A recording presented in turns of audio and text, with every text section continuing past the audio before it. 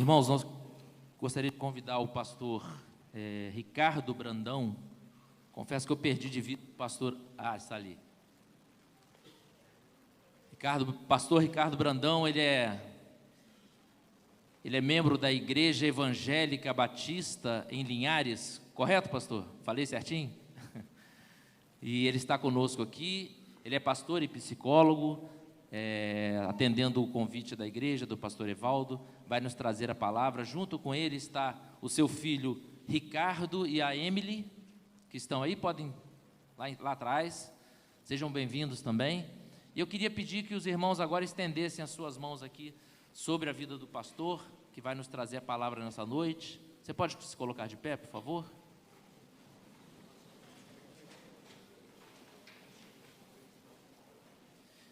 Meu Deus, meu Pai, está aqui o teu servo que vem com o propósito de trazer a tua palavra nesta noite, Senhor. Que o Senhor o use conforme a tua vontade. Que Ele traga a tua palavra aos nossos corações, que venha preencher o nosso coração e que nós possamos sair daqui diferentes, cheios do teu Espírito. É o que nós te pedimos no nome de Jesus. Amém, Senhor.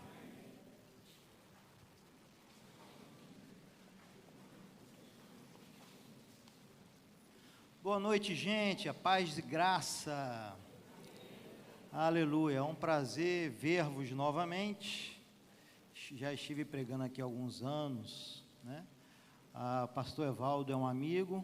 Ontem ele esteve lá na inauguração do novo templo da nossa igreja em Linhares. Hoje foi a minha vez de prestigiar também, né? Pagar aí a visita de vir aqui, né? Eu queria saudar aqui o irmão André, sua esposa, os líderes do Departamento de Família da Igreja Reformada de Vila Velha, eles devem estar por aí, né? E destacar aqui, pode passar a segunda tela aí, o que eu tenho de mais especial para mim, apresentar aqui a minha family, né? Sou casado com essa gata aí, a Meirielle, sou casado com ela há 26 anos, com ela eu tenho 3 filhos, a nossa nora, né, a Emily, e um gato, o agregado, que é o Paçoca. Dessa vez ele não apareceu na foto aí ainda não. Bem, com essa família, né, gente, eu sou inspirado a ministrar sempre sobre família. Aliás, é a única coisa que eu sei pregar é só sobre família, né? Eu sou psicólogo, sou especialista em terapia de casal, lido com isso todos os dias, então eu sempre procuro trazer, assim, uma porção da palavra, uma reflexão teológica para nos inspirar, né, a sermos maridos, esposas, filhos, entes queridos mais saudáveis, né? Então, gostaria aí de convidar você a abrir sua Bíblia, ou no seu smartphone, ou acompanhar aqui no telão também, um episódio registrado no Evangelho de Marcos, capítulo 5, e a partir desse episódio aí, depois eu fizer, assim, uma pequenina hermenêutica assim desse texto, explicar o texto, aí a gente vai fazer aí as aplicações, né, para que a nossa família seja restaurada e que às vezes não nos falta muito. Você acredita, marido, esposa, pai, filho, né, sogro, sogra, que a nota que normalmente você dá para o seu ente familiar, quando você olha e pensa nele, você sabia que essa nota pode subir pelo menos uns 3 a 4 pontos, apenas em 45 minutos? Você acredita nisso? Esposa, olha para o seu tesouro aí, que nota que você dá para ele? Era 10, que nota? Não precisa falar não, pelo amor de Moisés, não fala alto não, fica só para... Que nota? Pode avaliar o quanto que ele te ajuda em casa, cuidar dos meninos, né? Ajudar nas tarefas domésticas, como é presente, pode aí avaliar, né? Que nota que você dá de 0 a 10. Agora, você, marido, olha para a sua tesoura aí do lado, isso, que nota que você dá de 0 a 10 para ela? Como é que ela cozinha bem, como que ela namora com você, como é que ela cuida do lar, gerencia os filhos, de 0 a 10, qual a nota? Agora, os seus filhos, que nota que você dá para os seus filhos, hein? De 0 a 10, quanto que eles são educados, né? Pode levar em consideração quantas vezes você é chamado na escola, né, pela coordenação para falar deles, pode levar em consideração quanto que eles ajudam em casa, né? E você, filhos, porque aqui na PIB Praia da Costa, filho tem voz, né, irmão? Não é só pai e mãe, não. Filho tem voz. Que nota que você dá para o seu pai e para sua mãe de 0 a 10? Pode levar em consideração a mesada, que seu pai e a mãe, pode levar em consideração. Não te dá mesada? Ixi, essa nota caiu bastante agora. Irmão, você acredita que essa nota pode subir pelo menos uns 3 a 4 pontos depois dessa mensagem? Pastor, o meu marido, a minha esposa, vai mudar tanto assim? Não vai mais precisar tomar Gardenal, antidepressiva. É rápido essa mão. Tu vai ver, irmão. Deus opera milagre.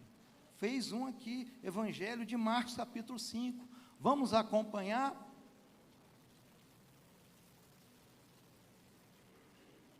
O texto começa falando acerca de Jesus e os seus discípulos. Então diz assim: eles atravessaram o mar e foram para a região dos Gerazenos. Quando Jesus desembarcou, um homem com espírito imundo veio dos sepulcros ao seu encontro. Que recepção, hein? Que comitiva foi receber Jesus. Esse homem vivia nos sepulcros e ninguém conseguia prendê-lo, nem mesmo com correntes, pois muitas vezes lhe haviam sido acorrentados pés e mãos, mas ele arrebentara as correntes e quebrara os ferros de seus pés. Ninguém era suficientemente forte para dominá-lo. E o evangelista Lucas, ele acrescenta um detalhe no relato desse mesmo episódio que Marcos omitiu. Ele acrescenta aqui: fazia ainda muito tempo que aquele homem ele andava sem roupas. Isso mesmo, ele andava nu pela cidade, aterrorizando todo mundo. No versículo 5 diz que noite e dia, esse homem endemoniado, ele andava gritando e cortando-se com pedras entre os sepulcros e nas colinas. E quando ele viu Jesus de longe, correu e prostrou-se diante dele. Olha só que cenário de caos social. Caos social protagonizado por um homem indomável, incontrolável, quase que invencível. Um homem que a turma, não tem aqueles top 3 do CrossFit? Né? Tem 10 equipes durante o dia, a galera fica competindo. Eu sei que eu tenho pacientes de CrossFit, já atendi o campeão mundial de Jiu-Jitsu. Os caras ficam competindo, né? Termina uma hora aqui, a turma que está lá à tarde fica olhando os resultados da turma de manhã cedo. Imagina os 3 top, né, do CrossFit tentando controlar esse endemoniado. Os mais fortes não conseguiram. Não tinha, as autoridades militares, né, se juntavam, não tinha ninguém que conseguia conter aquele homem. O governo dispensava muito recurso no desenvolvimento de políticas públicas de segurança, no investimento em tecnologia para conter aquele homem. Aquele camarada, ele quebrava as correntes. Não tinha nada, absolutamente nada, capaz de contê-lo. Aquele homem imprimia um pavor na cidade. Diz o texto que ele vivia andando entre os sepulcros, porque a cidade de Gadara era uma cidade rochosa, de rochas, cavernas. Sepulcros por quê? Porque no período neotestamentário, as pessoas não costumavam enterrar os seus mortos embaixo da terra, só os mais pobres. Era de costume sepultar os seus mortos nas pedras, nas rochas. Por exemplo, Lázaro foi ressuscitado de uma rocha. Sai, Lázaro. O próprio Jesus foi sepultado numa rocha. Aquele homem, ele vivia entre as rochas, nos sepulcros, mas de vez em quando ele dava uma saidinha na cidade. Os pais e mães não poderiam deixar suas criancinhas brincando nas praças, ao ar livre, porque aquele homem nu aparecia a qualquer momento, com seu brado, né? Tem gente que tem medo, né, de trovão. Imagina um homem, bramando como um trovão, provocando medo. Gente, aquela população desenvolveu síndrome do pânico, transtorno generalizado de ansiedade, toque, tudo quanto é que entendeu? Transtorno emocional. Difícil conviver numa cidade com um protagonista assim do caos, do pavor. Esse era o tipo de vida que essa população tinha. E aí me aparece do nada Jesus Cristo de Nazaré. E o texto, né, diz no versículo 6 que quando esse homem que ora não era subjulgado por absolutamente ninguém, não reconhecia autoridade nenhuma. Quando ele chega de Jesus, de ver Jesus de longe, diz o texto que ele correu e o verbo no grego aqui utilizado é proskuneu. Sabe o que significa prostrou-se aqui, proskuneu? Turma da adoração aqui, significa adorou. Há pelo menos 5 verbos no grego para adorou, que é traduzido em português como a mesma palavra, adorou, mas há 5 verbos diferentes. Latreia, por exemplo, em termos de adoração, significa aquele que adora servindo, como os levitas faziam servindo, armando a tenda, desarmando a tenda, tabernáculo, enfim. Nesse caso aqui, o proskuneu, ele envolve uma prostração mesmo. Sabe, um verbo utilizado para aqueles animais, como os cachorros que chegavam diante dos seus amos, prostrando e lambia a mão do seu amo, do seu dono, reconhecendo o senhorio. Esse homem endemoniado, que antes não se prostrava diante de ninguém, ele se prostrou diante do Deus Altíssimo, o verbo encarnado, diz aqui. E ele gritou em alta voz: que queres comigo, Jesus, Filho do Deus Altíssimo? Os gadarenos desconheciam quem estava pisando na sua terra, Jesus de Nazaré. Mas os demônios sabiam muito bem quem estava ali. A autoridade máxima no céu e na terra. E eles clamaram: rogo-te por Deus que não me atormentes. Versículo 8, pois Jesus lhe tinha dito: saia deste homem espírito imundo. E no versículo 9, Jesus perguntou: qual é o seu nome? Estranho, não é? Perguntar o nome de demônio. A gente já me lembro de, nos programas de rádio, assistir algumas expulsões de demônio, né, daquele que estava expulsando, perguntar o nome. Muito estranho isso, mas não é que Jesus perguntou o nome. Qual é o seu nome? Eles responderam: meu nome é Legião, respondeu ele, porque somos muitos. Legião era uma designação de um agrupamento de 6.000 soldados romanos, o império que dominava Israel e o mundo neotestamentário daquela época. Imagina, 6.000 demônios no homem só. E eles levantaram um clamor a Jesus. Fizemos aqui uma oração, muitos clamaram aqui por saúde física, saúde mental, paz, né? Solução financeira. Não é que aqueles demônios também levantaram um clamor e fizeram uma oração? Versículo 10, que não os mandasse sair daquela região. Uma grande manada de porcos estava pastando ali numa colina próxima, e os demônios imploraram a Jesus, levantaram um clamor: manda-nos para os porcos, para que entremos neles. Eles reconheceram Jesus, com Jesus nós somos vencidos, sem haver embate. Com os outros gadarenos havia embate físico, disputa corporal. Com Jesus os demônios nem se atreveram. Com ele ninguém pode. Nos damos por vencidos, não vamos nem tentar. Então, vamos pelo menos pedir um desconto. Jesus, já que o Senhor não vai nos permitir entrar em mais ser humano nenhum, criação das suas mãos, tesouro dos seus olhos, manda a gente para os porcos ali, que era entre os judeus considerado o animal mais imundo em Israel. O judeu não comia carne de porco. Então, tu acha, sinceramente, que Jesus iria consentir na oração de demônios? Tu acha que Jesus iria atender positivamente um pedido de demônio, gente? Pois é, mas pasme, porque no versículo 13, diz que ele lhes deu permissão. E os espíritos imundos saíram e entraram nos porcos, conforme exatamente eles pediram. Isso é estrogonoficamente paradoxal. Caraca, meu irmão, isso me faz eu me atrever, né, como o autor dos Hebreus diz no capítulo 4, isso me faz assim, eu me atrever a entrar diante da sala do trono da graça, o que o autor diz lá? Diz lá, entremos diante do trono da graça com... Isso, irmã, frequenta EBD, o pastor também. Ousadia, atrevimento no bom sentido, entendeu? Isso me inspira a entrar e falar: Jesus, meu Pai, meu Deus, é o seguinte, se o Senhor foi capaz de atender a oração de demônio, o Senhor vai ser capaz de atender a minha oração também, que sou filho de Deus. É só eu orar de acordo lá com 1 João, que diz: se orarmos segundo a vontade de Deus, Ele vai atender a nossa oração. Última vez que eu ministrei aqui, no domingo pela manhã, estava celebrando o dia da EBD, após o culto, uma irmã me procurou: pastor, o que eu faço? Criei meu filho nesta igreja, e ele chegou à juventude e está nas drogas.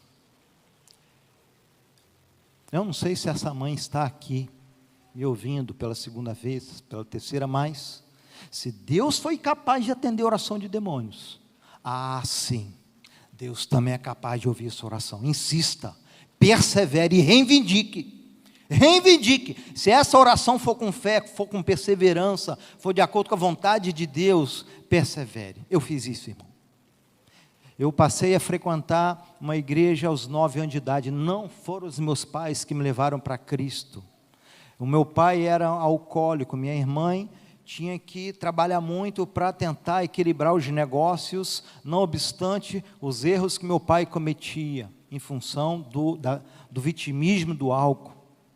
Então, eu comecei a frequentar a igreja e aceitei a Jesus como meu Salvador, Senhor. Fui batizado nas águas aos 12 anos de idade, e quando eu via famílias lindas assim como vocês, chegando à igreja, eu ficava com inveja. Eu falei: Jesus, eu venho para a igreja sozinho, meu pai e minha mãe lá, meu irmão também não me acompanhava, eu brigava muito com meu irmão e vice-versa, e eu orava.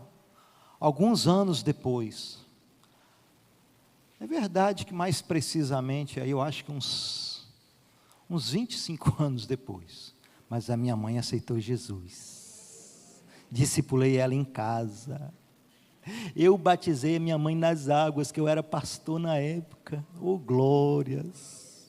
Eu batizei, ao contrário, né, irmão? Em vez de minha mãe me levar ao batismo, eu que levei minha mãe e batizei. Minha mãe aceitou Jesus depois de anos. O meu irmão preso no crack, nas drogas, sofrendo, teve uma overdose, alucinações, mas Jesus salvou ele. Eu batizei ele nas águas. Ele foi meu aluno no CETEBS, que eu sou professor de psicologia hebraico, Novo Testamento e Antigo Testamento no CETEBS. E eu fui professor do meu irmão, que ele falou que eu era ser pastor igual ao meu irmão. Ele não aguentou o tranco não, pastor Moisés, foi fazer administração. Então, irmão, não desista de orar. Entendeu? Mais tempo, menos tempo, você será surpreendido, porque Deus ama a família. Então, continuando, versículo 14, os que cuidavam dos porcos fugiram e contaram esses fatos na cidade. Então eles foram lá para contar o que tinha acontecido com os porcos e o homem endemoniado. Então o povo, ele foi ver o que havia acontecido. Bom, calma aí, vamos ver se não é fake news. Vamos lá no campo conferir o que essa turma está trazendo aqui de notícia. Versículo 15, quando eles se aproximaram de Jesus, viram ali um homem que fora possesso da legião de demônios, assentado, vestido, em perfeito juízo. E eles ficaram com medo. Meu Deus. Já não bastava esse endemoniado aí que nos causava terror. A gente pensava que na face da terra não tinha ninguém mais forte. Agora me aparece um mais poderoso ainda do que ele. E se esse super-homem inventar de usar desse poder para nos explorar, nos fazer seus escravos? Irmãos, definitivamente, os gadarenos não conheciam Jesus. Definitivamente, com medo de Jesus, com medo do mestre. Definitivamente eram uns ignorantes espirituais, não conheciam mesmo. Os demônios conheciam mais Jesus do que os gadarenos. Vê, Jesus é um tipo de rei diferente, é verdade, culturalmente, né? Os gadarenos, inclusive até os judeus, e todos os povos daquela época conheciam reis como tiranos, déspotas, né?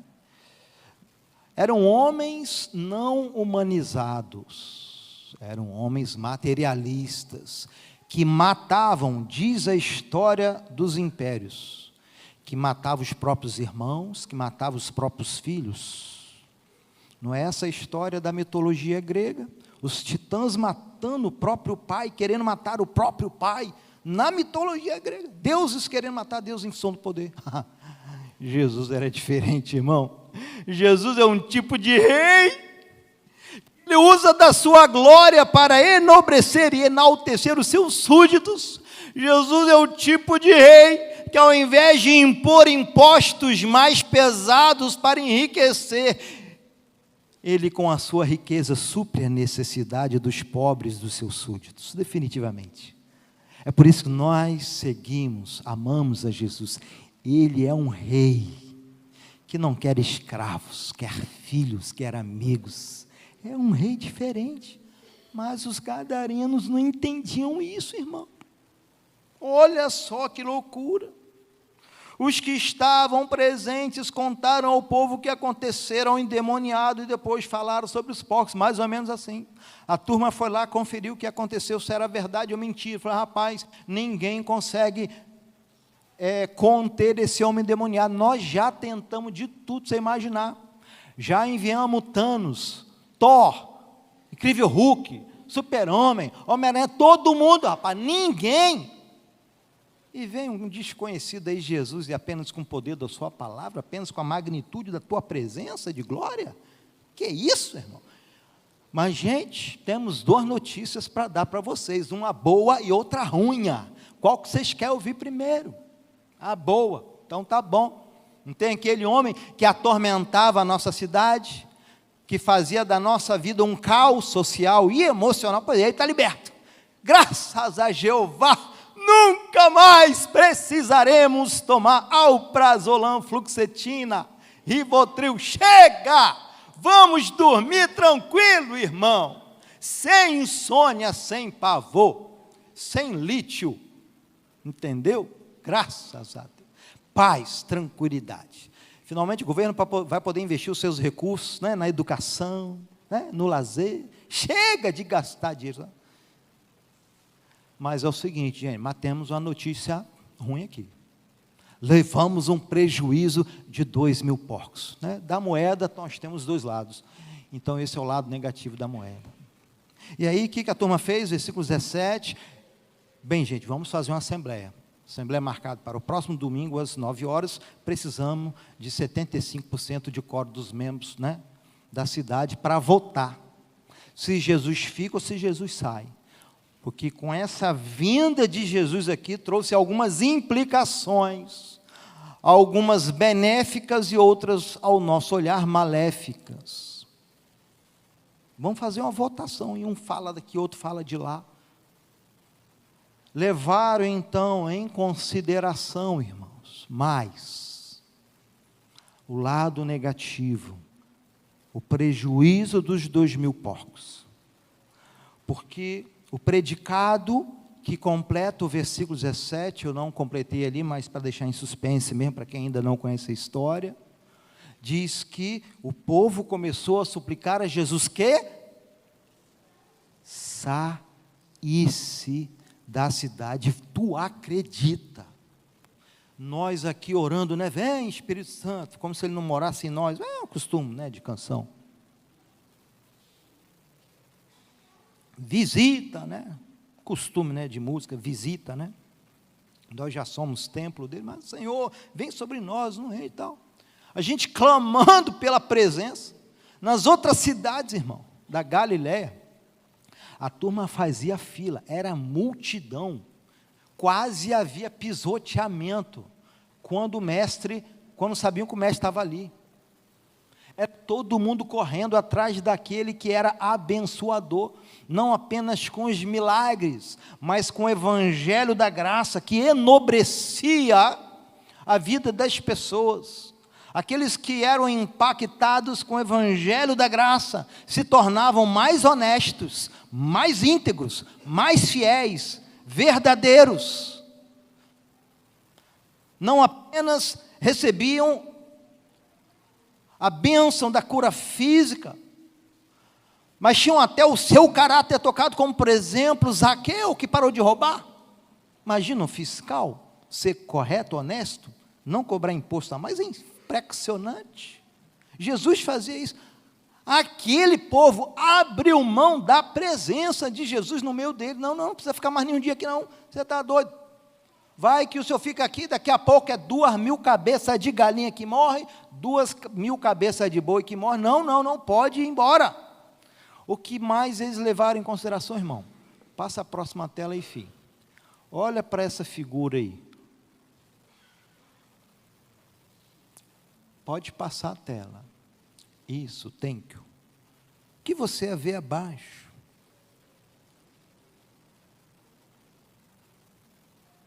Irmãos, os gadarenos, diante de um episódio que tinha duas facetas, eles focaram mais no aspecto negativo da presença de Jesus. O que pesou mais na balança para eles tomarem uma decisão, se o relacionamento iria continuar ou eles iriam se divorciar do mestre. O que foi crucial para o tratamento deles com o mestre, eles colocaram mais holofotes no bem que Jesus trouxe, ou nesse desdobramento assim negativo do prejuízo. Eu te pergunto, quando você está no seu trabalho e lembra da tua esposa, o que mais vem à sua memória? Quando você está dirigindo o carro, esposa, e te vem a lembrança do seu marido, algo que ele fez pela manhã, o que mais te vem à memória?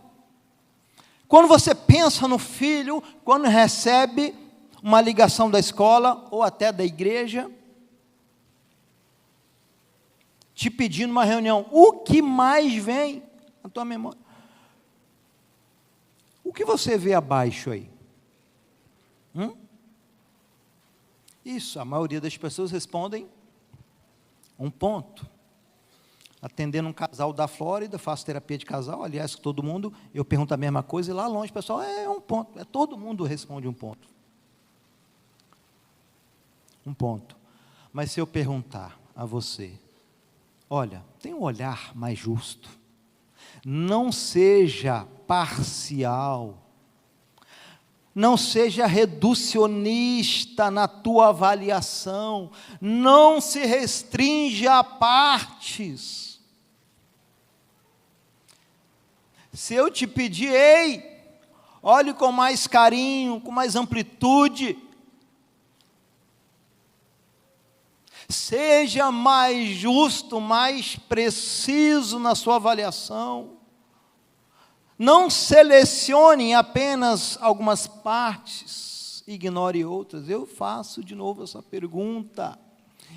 E aí um casal, na semana passada, o marido respondeu assim, eu vejo ali um ponto de partida de um novo relacionamento, porque ele havia traído a mulher. Vejo ali um ponto, isso, mas além do ponto. De novo, o que você está vendo aí abaixo? Alguém respondeu, estou vendo um quadro branco. E o detalhe do pontinho preto? Mudou, não é, gente? Nessa metáfora aqui, o que representa o pontinho preto? É aquele defeitinho no outro que a gente enxerga. É aquilo que o outro faz que nos causa incômodo, que nos desagrada. São os erros mesmo do outro. Pontinho preto é isso. Às vezes nem erros não são. Às vezes nem defeitos não são passíveis de mudança. Às vezes é apenas uma peculiaridade do outro que incomoda você, mas que o outro não tem obrigação nenhuma de mudar, porque é a singularidade dele, e que necessariamente não é defeito. E o que representa essa área branca, o quadro branco, são aqueles pontinhos brancos, né, de tão unidos que estão, formam uma área plana, tão unidos, gente. É maior a área branca ou pontinho preto. A área branca representa as qualidades do marido, da esposa, do filho, as qualidades da sogra, do sogro. Ontem eu comemorei o aniversário da minha sogra. Fui lá, né? Deixei a inauguração lá da igreja, durou umas 4 horas que ele cultou. Meu Deus, que culto demorado isso. Ainda bem que inauguração o tempo demora, né? Até construir um novo, 1.300 pessoas vai demorar. Então, irmãos, A área branca são os pontos positivos aqui que a gente faz, como nessa dinâmica aqui. Parece que a gente se fixa no ponto preto, né, irmão? A gente se fixa no defeito. É impressionante. Tu liga para o teu marido, traz uma medicação, um remédio para mim, que eu estou com enxaqueca. Aí o marido chega 3 horas depois, 2 horas depois, chega em casa, meu bem, esqueci de passar na farmácia. O que a esposa faz? Seleciona unicamente, apenas aquele fato. Ignora todos os outros. Ignora o que aquele marido fez no dia anterior, na semana anterior, no mês inteiro. Ela seleciona apenas aquele único fato do esquecimento dele. Diz: tu é um marido que não se importa com a tua esposa. Eu tenho certeza que se fosse o pastor Moisés, tu atenderia, você não te esqueceria.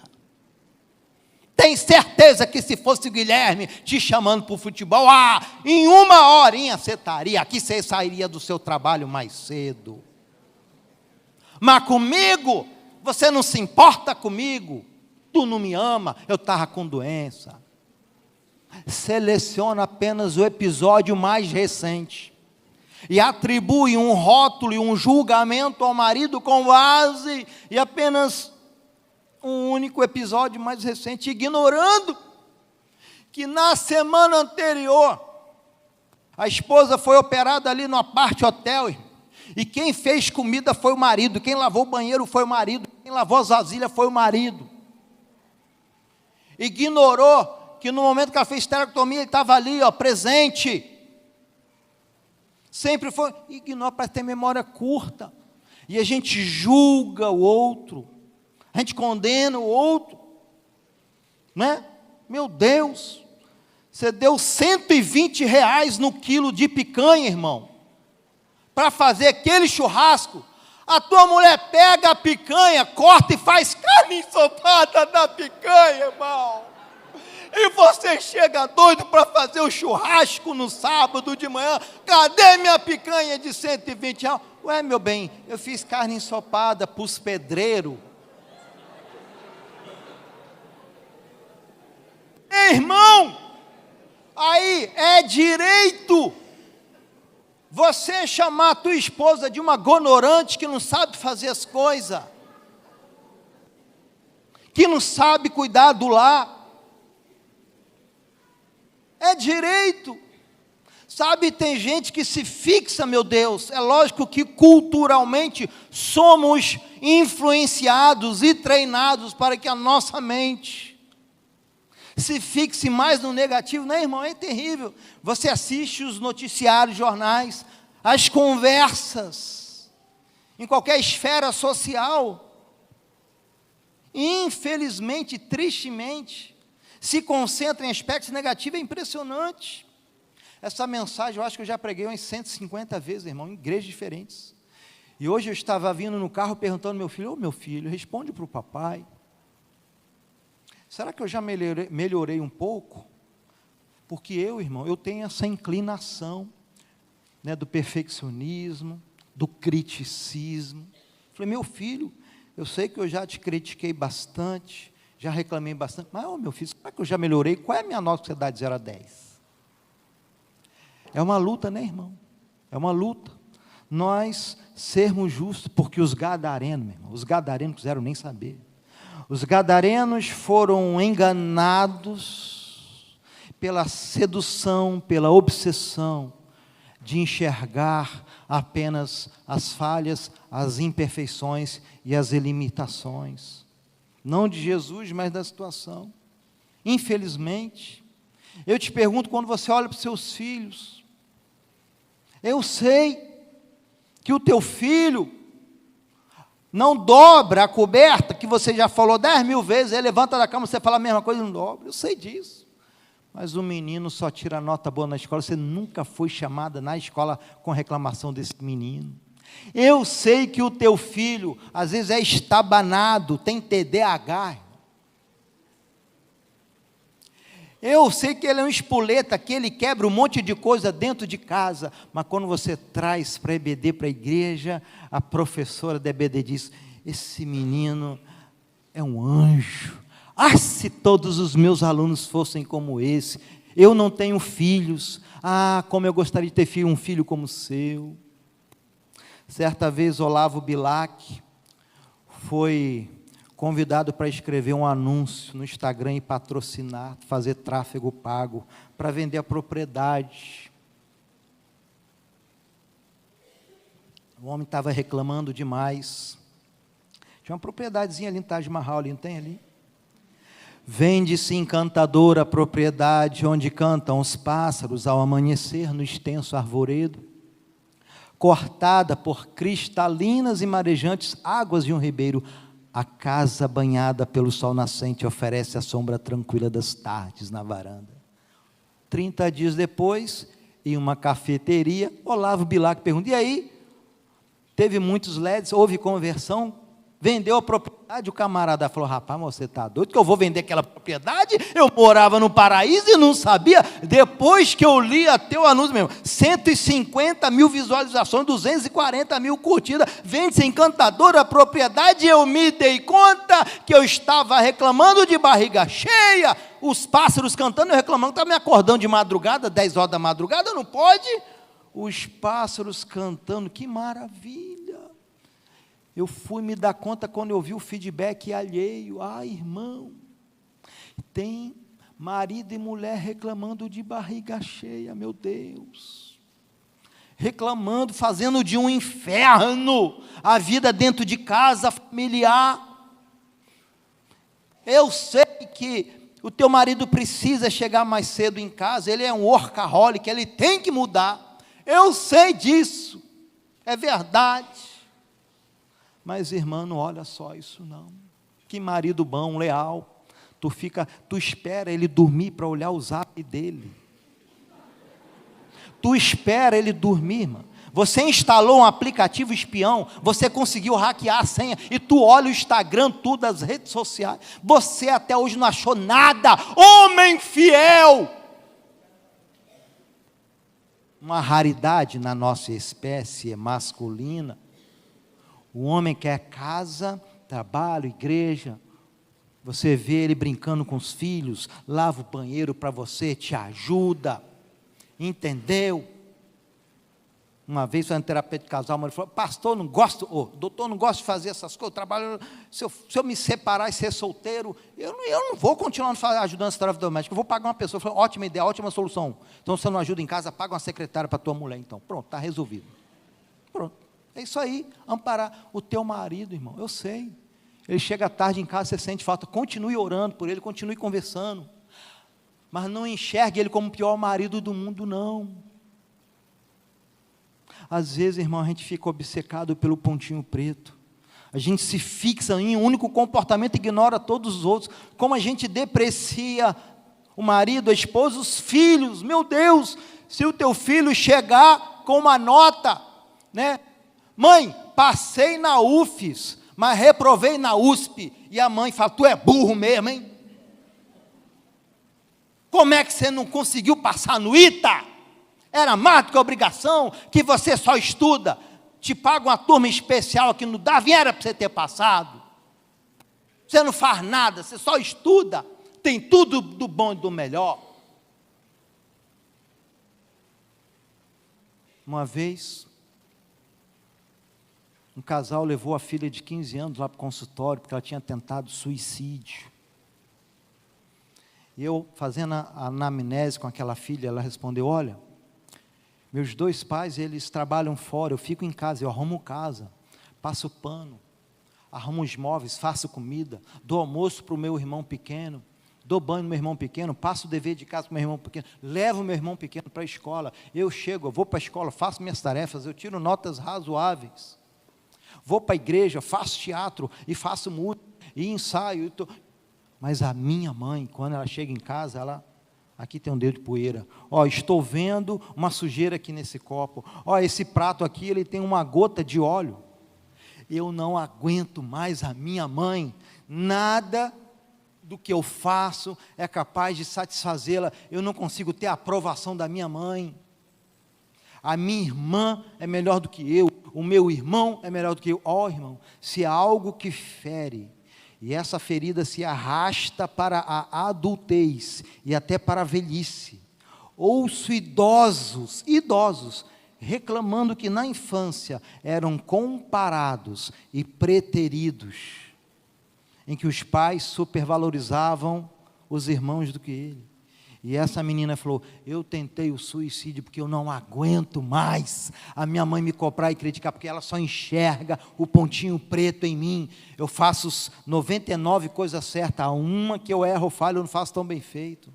Meu Deus, tem muita gente aí que tem uma família maravilhosa. Meu irmão, você tem uma família acima da média, acredite nisso. Você que tua família está aqui, ela acima da média, acredite. Aquilo que você está reclamando demais, torturando teu filho, tua filha, não é para tanto. E a filha, por isso que eu não aguento mais. Mas eu me surpreendi mais, quando algumas horas depois, recebo um WhatsApp do marido dela, falando, doutor, não quis falar na frente não, porque a minha filha estava aí, mas até eu já tentei o suicídio, porque eu não aguento essa mulher. Pelo amor de Moisés. Já dizia Martin Luther King Jr., nós não somos o que deveríamos ser.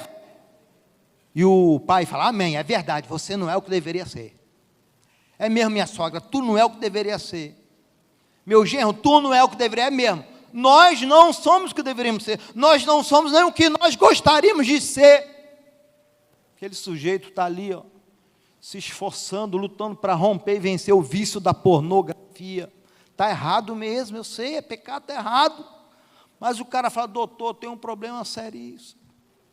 Para eu não procurar um amante, para eu não procurar uma outra mulher, eu nunca traí fisicamente a minha mulher. Posso ter traído virtualmente, usando pornografia. Eu sei que nós não somos o que nós gostaríamos de ser, eu ainda não me libertei. Uns têm problema com a pornografia. Outros compram demais, né? Meu Deus, quantos maridos que têm atendido, entrando em marketing multinível, perdendo dinheiro com pirâmide, com Bitcoin, pelo amor de Jesus, até na Bolsa de Valores. Eu sou investidor na Bolsa de Valores, mas até na Bolsa, que é o tipo de investimento, entre aspas, mais seguro de todos, que é regulamentado pelo governo. Meu Deus, perdendo rios de dinheiro, perdendo a casa, onde mora, por causa de investimento errado. Eu sei que nós não somos o que gostaríamos de ser ainda, eu sei, mas graças a Deus nós somos mais, ou melhor do que éramos. Olha para o teu marido, eu sei que ele não é aquele príncipe que você idealizou quando você casou, mas ele é, ou não é, melhor do que 2 anos atrás, irmã. Tenha fé. Você olha para o teu filho, eu sei que ele ainda não passou na USP, eu sei. Eu atendo um jovem aqui de Vitória, e ele, com fobia social, não saía de casa, não conversava nem pelo WhatsApp, não usava Instagram, nada. Pensa, fobia social, irmão. Tem medo de ser depreciado, julgado, criticado, tem medo de se expor. Menino vivendo num casulo, na caverna, pior que Elias, 10 vezes. Trabalhando, mesmo online, trabalhando. O menino começou a se desenvolver, socializar, fez Enem, passou na UF só, né, feliz, eu vibrando com ele aí, cara, ele passou nutrição, vibrando, comemorando, falou para os teus pais, ele falou sim, falei para minha mãe, e aí? Tua mãe te deu um iPhone 15? Não. Minha mãe reclamou. Quê? Nutrição? Isso dá dinheiro? Por que tu não passou em medicina como teu irmão? Um irmão dele é médico. Meu irmão, eu fazendo isso aqui, para ver se conseguia fazer o menino dar um passo fora do quarto. Sair de casa, era um milagre, um avanço. Eu sei que nós não deveríamos, não somos a quem ainda deveríamos, não somos quem ainda gostaríamos de ser, mas já somos melhores do que éramos. Teu filho é melhor do que era, meu Deus. Era para comemorar, para aplaudir de pé, em nome de Jesus. Você só está olhando o que ainda falta no teu ente querido, o que ainda falta no teu cunhado, no teu genro. Eu sei que aquele genro chega no churrasco, irmão, de mão vazia para comer picanha de R$120, você compra. O miserento não traz nem o refrigerante, come o feijão tropeiro, come tudo, e o menino é bom de boca. Para de reclamar desse menino. O menino faz a tua filha feliz, a tua filha chega dentro de casa falando: pai, eu acertei na loteria, que homem romântico, que homem generoso, ele me trata com afeto, com carinho, e eu já tenho 10 anos de casado, e ele me trata como uma princesa, como tratar no primeiro ano. Meu irmão, isso é uma raridade. Além da picanha, compra uma calabresa, dá cofrio para ele, dá uma sobremesa para ele. Você está reclamando à toa. Meu Deus! Oh, irmão, é sério, a tua família é muito melhor do que tu imagina. Mas infelizmente cometemos o erro de Eclesiastes capítulo 7:16, que o irmão vai colocar ali na tela, quer ver? Não seja excessivamente justo, nem demasiadamente sábio, porque destruir-se a si mesmo. Eclesiastes 7:16, por que destruir-se a si mesmo? Tem gente que é excessivamente, irmão, você se percebe assim, excessivamente justo. Meu Deus, o teu marido não pode cometer um deslize, aí vamos ampliar para as nossas diversas relações sociais. O teu colaborador da empresa não pode cometer um deslize, você já quer mandar embora, já quer fazer reunião para criticar, para reclamar, e quando ele acerta, você reconhece, elogia, você chama para conversar, para parabenizar. Quantas vezes pastor Evaldo pregou aqui, te impactou a mensagem, te atravessou como uma espada, né, te libertou, te tratou, te desafiou, você foi impelido para a mudança. Mas teve aquele dia que, não era o pastor Evaldo, não, você não estava tão inspirado, você ouviu aquela mensagem, e o pastor Evaldo repetiu a mensagem de 5 anos atrás. Essa mensagem eu já ouvi, está sem inspiração para repetir a mensagem. Eu acho que eu vou mudar de igreja. Misericórdia. Não seja excessivamente justo, porque destruir-se a si mesmo. Às vezes você trata você mesmo assim, né, gente? Porque nós tratamos o nosso par como nós tratamos a nós mesmos. Esse é um processo inconsciente. Se você se percebe crítico demais, se você tem coragem de perguntar à sua família, senta com a sua família e pergunta: meu bem, você acha que eu sou crítico demais, que eu reclamo demais? Preguei essa mesma mensagem aqui, irmão, não vou mentir não, preguei essa mesma mensagem aqui domingo passado, em 2 cultos, numa igreja, a mesma mensagem. Eu não sei para que eu trago notebook.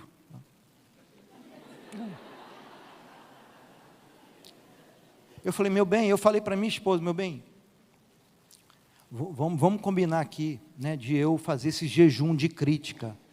Eu acho que eu preciso. Eu me percebo, eu me percebo assim, irmão, às vezes. Eu falei para o meu filho um cara: meu filho, eu tenho que pregar essa mensagem, é mais 150 vezes a mais para ver se eu aprendo, porque eu tenho essa inclinação. Você se percebe assim, meu querido? Às vezes é falta de aprovação, né, que você sofreu na tua infância, na sua adolescência, até hoje na vida adulta, você fica faminto e sedento de aprovação, e aí você não suporta ver um outro sendo aprovado, reconhecido, você não se importa, porque você não se sente assim, então você tem que depreciar o outro, você tem que diminuir o outro, para minimizar o teu sofrimento. Se essa é uma questão sua, você precisa de pedir ajuda. Às vezes só orar e ler a Bíblia, às vezes não é suficiente não. Você precisa procurar ajuda, você precisa se tratar disso, né? É o que a palavra ensina, né? Provérbios 8:21, a morte e a vida estão no poder da língua. E eu te pergunto, você tem usado a sua língua dentro de casa para trazer vida, para trazer morte? Porque críticas e ofensas e julgamentos e reclamações demais trazem morte. E uma pessoa, um filho, uma criança, pode desenvolver um padrão cognitivo de um quadro clínico depressivo, negativista, ou de alguns dos 5 tipos de transtorno de ansiedade em função de conviver com pais que reclamam demais, criticam demais e advertem demais. Você vai viajar, cuidado que o avião pode cair. Cuidado que o ladrão pode roubar, cuidado com... É só negatividade, irmão. Tu vai abrir uma loja na pandemia, no centro, meu filho. Vai que vai dar certo em nome de Jesus. Na pandemia, vai dobrar o aluguel, pai. Vai que vai dar certo, meu irmão. Tu é bom, meu filho. Tu é empreendedor, tu é carismático. Vai dar certo. E hoje o menino está vendendo 3 vezes mais. Saí de uma loja de Barra, botou no centro da cidade em plena pandemia. Você que é pai e mãe, há poder nas suas palavras, você não tem noção. Uma palavra que você der de apoio, de incentivo para a tua filha, para o teu filho, ele pode ressuscitar dos vales dos ossos secos, meu irmão. Ele pode se levar como gigante. Use a tua boca para ministrar vida, bênção. A tua mulher está se sentindo feia, além de pagar uma prática para ela, meu irmão, fala que ela é um avião, ela vai dizer, mas eu tenho muito pneu aqui, até o avião tem pneu, na hora de pousar, ele tem que sair o pneu. Você é um avião, você é minha gata, minha maravilhosa. Eu duvido, se você falar isso todo dia para ela, ela não vai aguentar, meu irmão, ela vai acreditar em você. Palavra de vida, Provérbios 8, 21, pode botar aí vaso. Cadê o vaso? Isso. Agora já pula, Provérbios 12, 15. Eu sei que tem comportamentos, óbvio, irmãos, a gente não está passando aqui vista grossa sobre aqueles comportamentos destrutivos, impróprios, inadequados, né, que prejudicam a relação familiar. A gente não está passando a mão por cima desses comportamentos. Há comportamento que precisa ser transformado, irmão. Né? Lógico. Imagina, você tem um marido esbanjador, gastador, não sabe controlar as finanças, por irresponsabilidade, inconsequência. Ele acaba gastando mais do que ganha, traz diversas preocupações, é lógico. Há comportamentos que têm que ser confrontados, que têm que ser mudados, é lógico. E pastor, o que eu vou fazer com isso? Eu tenho que punir mesmo, eu tenho que reclamar mesmo, eu tenho que criticar mesmo. Não é assim que funciona. Você já está reclamando há 10 anos e não adianta nada. Eu não é, 10 anos mesmo, falando a mesma coisa, você reclamando em toda discussão. Tem 10 anos, 20 anos que eu falo a mesma coisa e você não muda. Então não funciona. Professor de Harvard de psicologia, falecido já, Frederick Skinner. Ele diz o seguinte: o reforço positivo, uma recompensa para facilitar.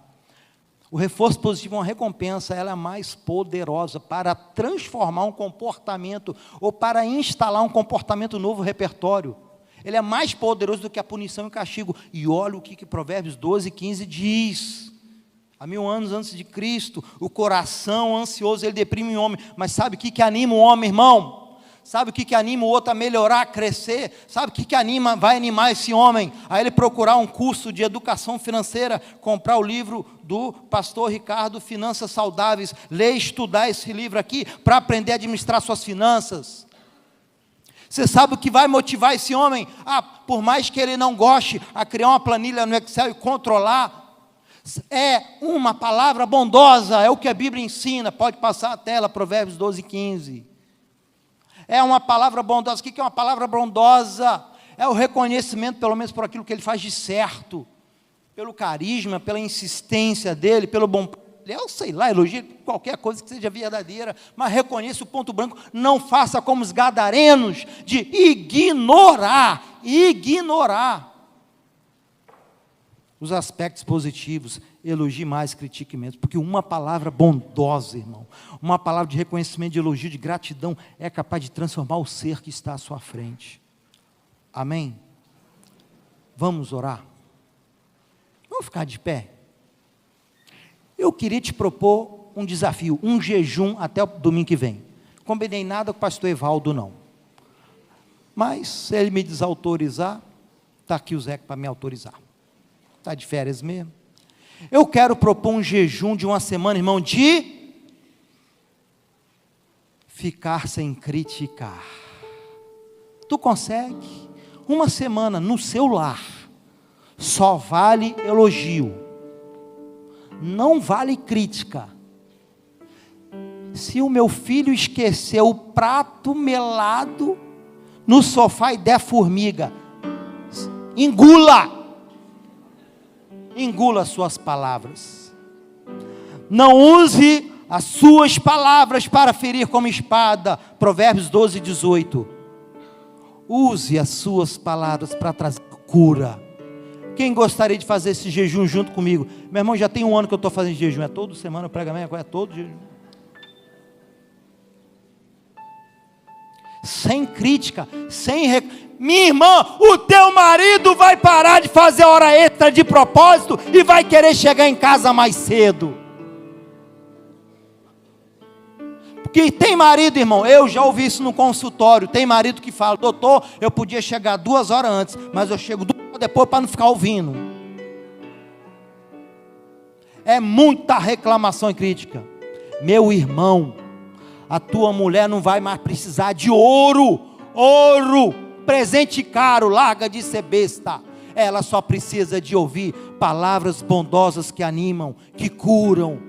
Aprecie quando ela fizer a sobrancelha. Não precisa ficar dando batom caro, perfume caro importado, não. Elogie, amém? Vamos fazer esse jejum de 1 semana, irmão. Querido e bondoso Pai, perdoador, misericordioso e rico em graça, nos deu uma segunda chance para tornar nossa família mais saudável, em nome de Jesus. Por favor, meu Pai, nos ajude a controlar a nossa língua, o membro mais indomável, para abençoar a nossa casa, para curar os corações feridos ao nosso redor, com palavras bondosas, de reconhecimento e ânimo. Nos ajude a tratar o nosso ente querido, Pai, conforme as suas qualidades também, não apenas de acordo com a nossa mente tão negativista, meu Pai. Nós entregamos a Ti a nossa vida e consagramos a nossa família ao Senhor, em nome de Jesus, amém. Irmão, me dá só mais um minutinho antes dos irmãos dar uma continuação. Pode colocar na tela de novo, eu só queria mostrar mais 3 slides aqui, podem sentar, é 60 segundos só. Eu viajei 2h30 para estar aqui, eu queria compartilhar com vocês essa mensagem, irmão, Famílias Curadas pela Graça, foi baseada nesse livro da minha autoria, Curados pela Graça. Um livro que eu juntei aqui os aportes da psicologia cognitiva comportamental com as Sagradas Letras. E nesse material eu escrevi um capítulo para tratar de cada tema desse aqui, seja curado da rejeição, da ira, da culpa, da autoestima negativa, do medo, da ansiedade, da depressão, do estresse. Alguns recursos que eu aplico lá no consultório para ajudar pessoas que lutam com isso aqui, eu coloquei neste livro. Vocês ouviram dar muitos exemplos sobre casais, também sou autor do livro Casamentos Saudáveis, ajudo casais há 20 anos a recuperar casamentos em crise, e esse é um dos materiais também que eu uso lá, recurso na terapia de casal, você pode ler com seu marido, com a sua esposa, você será impactado. Sobre finanças, escrevi esse livro Finanças Saudáveis, um é mais poupador, o outro é mais gastador, casais que vivem em discussão e briga por causa de finanças, adquira esse livro. Tem uma esposa, uma vez no retiro de casais, André, ela falou, vou dar esse livro aqui, aí o marido perguntou, para quem? Vou dar de presente o Dia dos Pais. Para quem? Para tu, meu marido, para você aprender a administrar, é uma benção, e você que ainda quer casar, tem essa esperança, Curso de Noivos, é um livro maravilhoso, meu filho estudou, com a sua noiva Emily, casaram, e vão estar casados aí uma única vez. Lá na nossa igreja, ninguém casa se não fizer o curso de noivo antes. E se você tem filho até 17 anos, pais saudáveis, filhos saudáveis. Isso aqui é um material fantástico de 200 páginas, que também reuni contribuições, orientações da psicologia cognitiva comportamental, a uma abordagem na nossa, um campo da nossa abordagem técnica chamado orientação de pais, baseado no behaviorismo, TCC.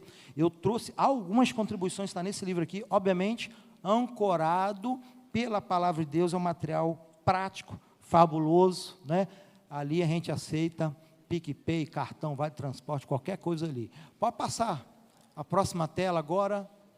Terapia de casal online, sou especialista em terapia de casal, se eu ver uma mensagem sobre família, se uma palestra não for suficiente para você mudar o seu comportamento, sua prática, é possível que você precise de ajuda profissional, e a gente pode fazer isso online, né? E a última tela, siga-me aí no Instagram, Ricardo Terapia de Casal, depois do culto você pode acessar o celular, sempre posto conteúdos de um casamento saudável. Obrigado, amém, Deus lhes abençoe. Nós louvamos a Deus pela vida do pastor Ricardo Brandão. Ele vai estar aqui ao lado no Le Patier com o seu material, então você fica à vontade para conhecer um pouco mais ali do trabalho do pastor Ricardo. Muito obrigado por este momento tão importante para nós, tão especial. Nós queremos agora passar ao momento da entrega dos dízimos e ofertas. Nós vamos ter este momento agora com um louvor, uma música especial. Você pode ficar à vontade aqui no gasofilácio para trazer aqui o teu dízimo e oferta.